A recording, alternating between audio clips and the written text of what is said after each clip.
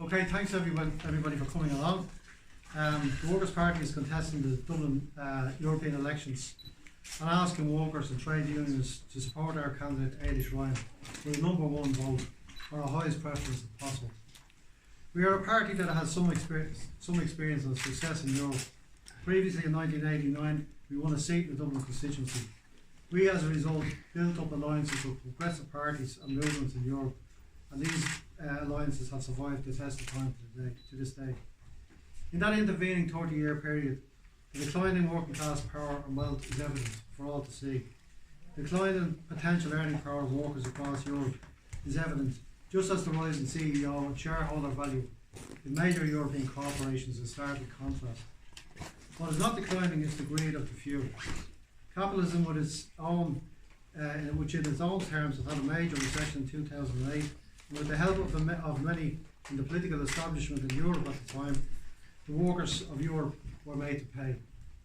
The result was a huge decline in Europe of workers' living standards and power, together with their attacks on the Third World militarily and environmentally, which resulted in mass movements of refugees across the continent from Africa and the Middle East, fueling the rise of latent and far-right fascist movements and individuals. The future can be better. We advocate a positive people and workers-centred approach to developing the social charter in the interest of humanity, not corporations. We are also obviously contesting the local elections, and housing is a huge issue for us, both locally, nationally and in Europe. Heavy private housing interests combined with the cuts in public sector budgets has made housing in Ireland significantly unaffordable. This is made worse by land hoarding investors as they sit on vacant land to restrict supply and thus increase demand and value. In Dublin, rents have increased by 42% in the past 6 years, and a worker with an average salary renting an average property now has to allocate 86.3% of their earnings on rent. Owner occupation is becoming more expensive, with house prices now approaching levels not seen at the height of the property bubble, and Ireland is now being described as moderately unaffordable internationally, and therefore unaffordable in terms of workers' security of tenure and affordable rents. On the social charter in Europe, the charter was established with the support of the European Convention on Human Rights, and part of that charter detailed what was contained in the basic human rights set out in the charter. And what was listed was housing, health, education, labour rights, full employment, reduction of working hours, equal pay for equal work, parental leave, social security, social and legal protection from poverty, social exclusion, and free movement of persons. This is what the social charter stated. You'd be absolutely amazed that it's not on the agenda anymore. Non-discrimination, also the rights of migrant workers, which are a target now for the right in Europe, and persons with disabilities. So we have an agenda here which is different to other parties. It's very much a worker-centred. We will seek to get the support of trade unions, which we have been doing, both for the European and the local election manifestos, which we're to launch here today. So without going on much further, I just want to introduce one of our candidates, Cathie Shiels, who's standing in Fingers Ballymun ward. And Cathie's going to deal with the local election manifesto of the party. So it's over to you, Cathie. Thanks very much, John. So as most of you know, Dublin is now a really difficult place for working people to live. The days when a family could survive on one wage alone is long gone. Our quality of life here in the city is affected not only by pressure on wages, the lack of affordable housing and expensive childcare, but by underfunded public transport and the epidemic of dumped waste that's impinging on our daily lives. Our public spaces are being privatised, our city is turned into a series of hotels, office blocks and overpriced student apartments. Dublin should be a living city for working class people, not a city of multinational tech, property and financial corporations. The vultures aren't just circling, they've been invited in. Fundamental change on the range of problems facing Irish society requires national government intervention, but still there is much that local government can do. It can choose not to sell off public land to private developers. It can build mixed income public housing. It can restart collection of household waste, and it can ensure that every contractor for a public service pays at least the living wage to its employees. But senior council officials and establishment parties won't do it.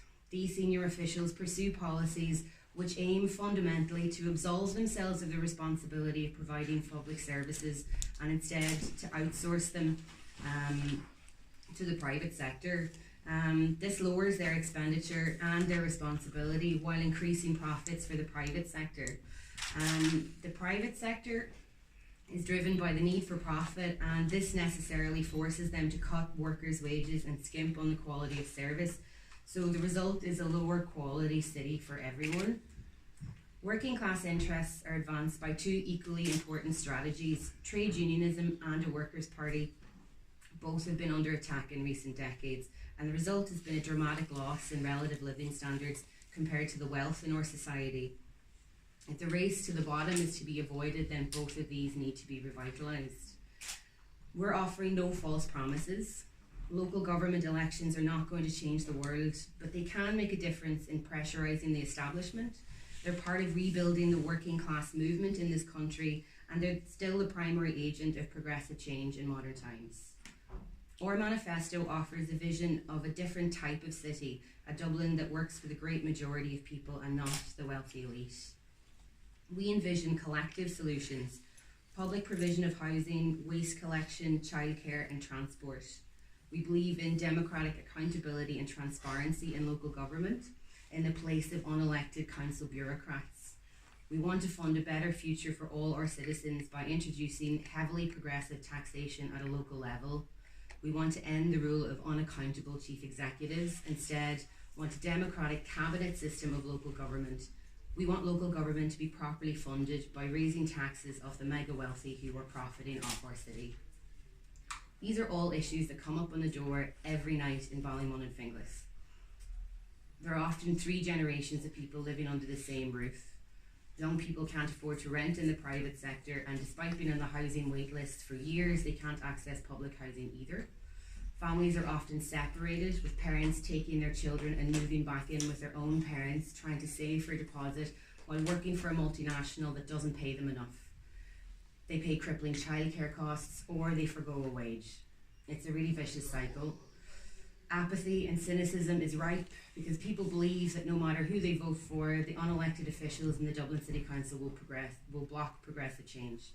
And of course, this disenfranchisement suits those who are currently in power. In places like Finglas and Ballymun, the privatisation of every aspect of our lives has not served ordinary people well. We have empty land and houses, but a growing housing list. We have dirty streets strewn with rubbish, with private companies making enormous profits off waste collection. So the solution, we think, is greater power for local government to implement high quality public services.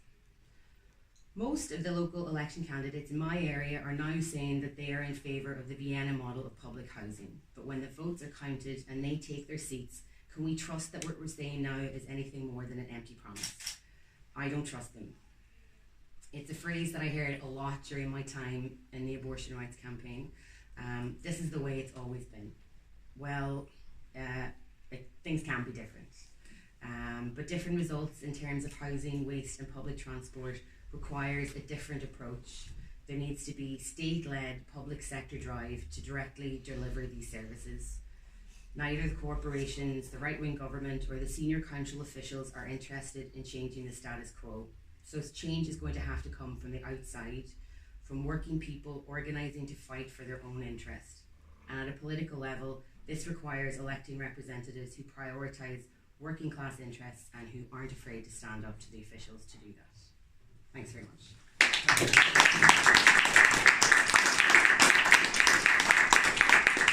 Thanks very much, Cathie. So just before I introduce Éilis, I just want to say something basically in relation to Europe and the EU currently. The Workers' Party is not saying that the European Union is the friend of the worker. We know that the effects of an imposed deal to save the corporate banks, what deal did to the Irish and the Greek working class, The EU employed socialism for the rich during that period. The Workers' Party believes in working with other parties in the EU and with the trade unions in the EU and in Ireland and internationally to achieve a Europe that will stand up for workers and their families and the vulnerable in our society. We will, as trade unionists and socialists, resist the threats to our Irish neutrality, and we will support measures to save our environment, to ensure that the survival of the planet, surely the greatest threat of all, is achieved. I want to introduce our candidate and main speaker, Éilis Ryan, the Workers' Party candidate in Dublin for the European Parliament elections on the 24th of May. Thank you. Thanks, John, and thanks, Cathie, for coming today. Our campaign in Europe starts with the belief that over the last number of decades, the state, that is everything public in our society, public companies, public services, and even our streets that we walk on, has been dismantled and taken away from us, and that this has been massively damaging to our society. Everything from the people who sweep our streets to public housing has been handed over to ever larger private corporations, and sometimes, as in the case of many of our outsourced private public services, this just happens because public funding isn't there, and so there's kind of unconscious decisions to get a private company in to fill the gap. But often in cases such as our government's refusal to invest money in public housing, it comes about because there are very clear laws in place at a European level which make the investment in our public services near impossible. The enormous transfer of power over our lives away from the state and to private corporations has left us facing multiple crises in Europe. The affordable housing crisis that we see in Dublin is replicated across European capital cities. Climate change has reached crisis point even before we've begun to tackle it. The cuts of austerity have provided fertile ground for those who want to talk to spread racist ideas and ethno-nationalism. The blame for all of this lies firmly with those who drove forward that ideology of dismantling the state and of privatising, both the centre-right and, in recent years, the centre-left. To give a sense of that, in the past 2 decades in Ireland, we have had everybody from Fianna Fáil, Fine Gael to the Greens and the Labour Party running the country. And yet, every single time, housing remained unaffordable and inaccessible to the majority of people. In every single time, the ability of the state to invest in public services and companies declined. And every single time, Ireland's contribution to the climate crisis grew and grew and grew. The entire political spectrum that has governed this country, all of them crowded around the centre, have failed to prevent these crises. Our manifesto proposes rebuilding the state that those parties tore down. Governed by and working in the interest of workers and not corporations, the state is the only body that can democratically and radically tackle the challenges that we face. And at the heart of this is a programme of public investment in our society and in our economy. Some of the examples of what we're putting forward: a programme of green quantitative easing across Europe, which in Ireland could be used to build a public renewable energy company owned by the people, a pharmaceutical research company at a European level to rival private corporations, which would research and invest in medicine that's needed by our people instead of just what's going to make the next profit, and a public construction company with European governments as the shareholders that, combined with the Public Investment Fund for Housing, could radically drive down the cost of housing across the continent. We want to combine this agenda with workers' rights, things like a directive for the right to collective bargaining, and with an attempt to stabilise areas which Europe has driven to conflict through its economic policies and its military policies. As we've seen most recently with the broadband scandal, the private sector has proved itself utterly incompetent in our attempts to get it to run our economy. Time and time again, housing, broadband, the National Children's Hospital, private companies have done nothing except drive up prices, and they haven't delivered on their promises. It's time for us to be honest about their inability to contribute to solving the crises that we face. Public companies with us, the people, as the shareholders, can deliver the kinds of results that we desperately need, whether that's tackling climate change or whether that's tackling the affordable housing crisis, in a way that the private sector has proved woefully inadequate at doing. Thank you.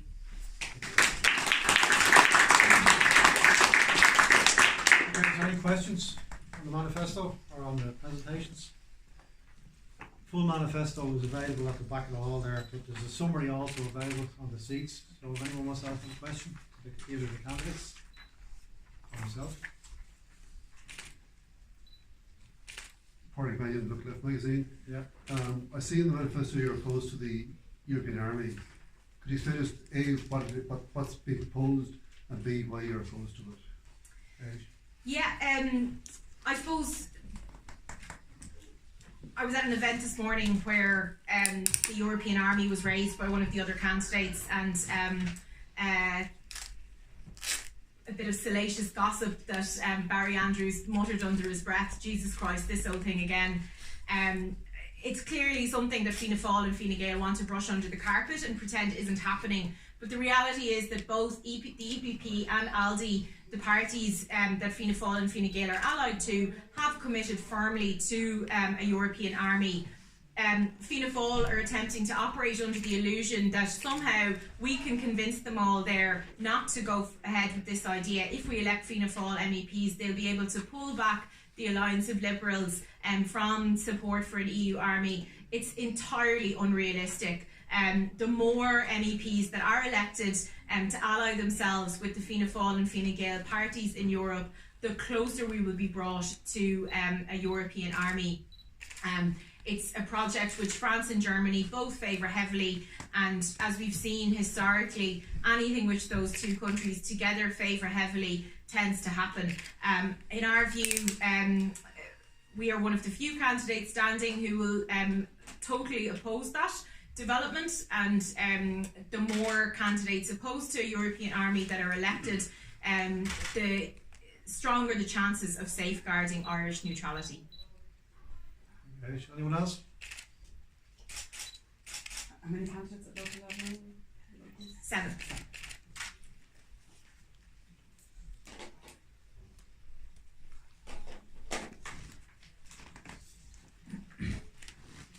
Yeah. Okay. Thanks everyone for coming along. Thank you very much. Thanks very much.